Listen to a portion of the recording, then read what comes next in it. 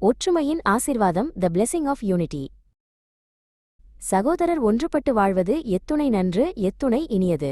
அது ஆரோனின் தலையினிலே ஊற்றப்பெற்ற நறுமண தைலம் அவருடைய தாடியினின்று வழிந்தோடி அவர்தம் அங்கியின் விளிம்பை நனைப்பதற்கு ஒப்பாகும்.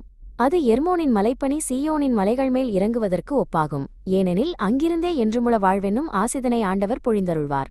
திருப்பாடல் 133. அமைதியிலும் அன்பிலும் ஒற்றுமையிலும் இணைந்து வாழ்வது கடவுளுக்கு மதிப்புக்குரியதும் அவருக்கு பிரியமானதுமான செயலாகும்.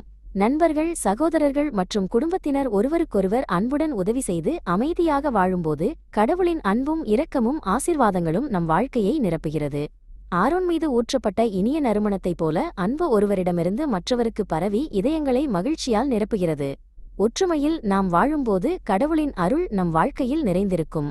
அமைதியாக வாழும்போது கடவுள் நமக்கு நிலையான மகிழ்ச்சியும் உண்மையான சந்தோஷத்தையும் தருகிறார்.